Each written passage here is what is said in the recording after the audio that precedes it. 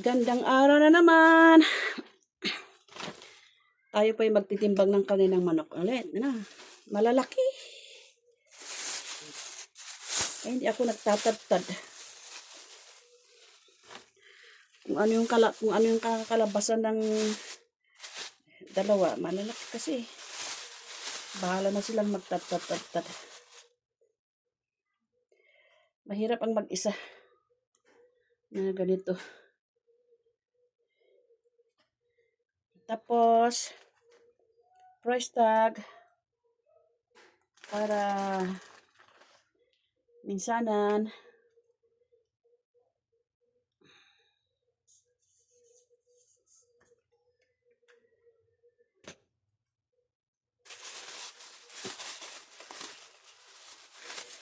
Ganyan. Diba? Hirap. Nakatayo. Pero tiis-tiis tayo.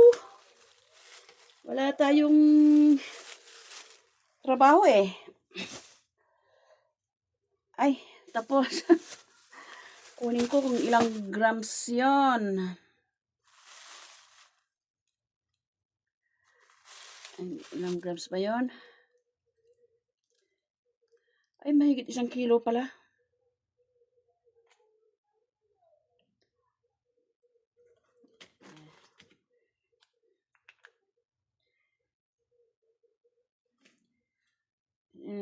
Para malaman kung kakalabasan ng isang karton. Kasi kung minsan sabi nila 15 kilos. Ang kapal ng ice. Eh, pinatatanggal ko muna ng ice. Kasi konsensya mo din na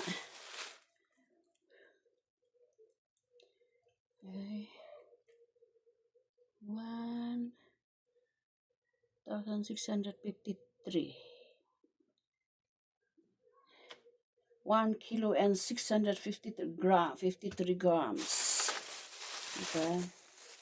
Ang hirap magtuklap eh. Hirap magtuklap.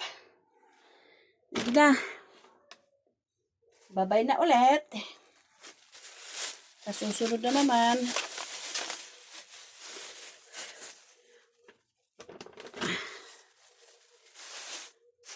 Eh, alam niyo naman dito eh, hindi lang sahog-sahog. Talagang as in puro na ulamin. Diba? Dali. Ang hirap tuklapin dahil ang tigas ng ice.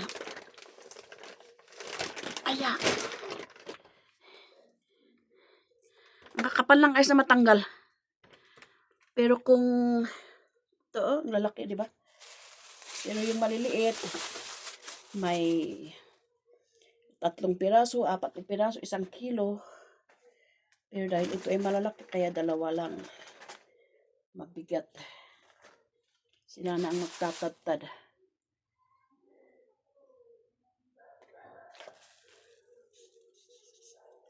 Madaling magtimbang ngayon dahil digital ang timbangan. Hindi tulad dati na binilang-bilang mo kung ilang grams yun ilang. Tapos, kulang na 1 kilo. 987. Oh. 13 grams lang, 1 kilo na. Ayan, ganyan, ang buhay ni tindira. Buhay tindira. Kaso hirap. Sakit ng pilot kong pinapalit ang tiyan ko pero wala, hindi maitago.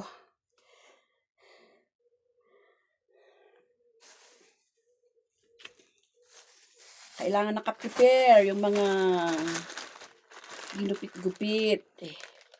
Na pang price ba? Diba? Gagawin.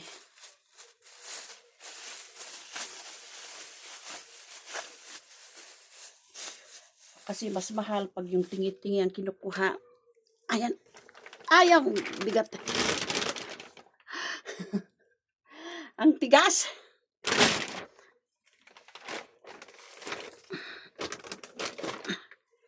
Wala eh. Busy ang asawa ko eh. Dati-dati 2 kami. taga-supot siya, akong taga-timbang at taga-presyo. Ayo, taga-presyo.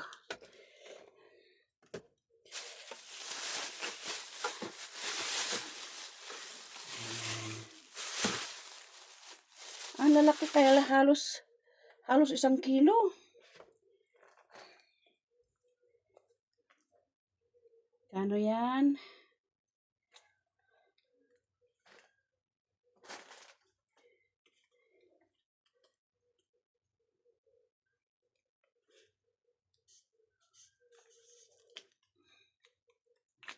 Ganun.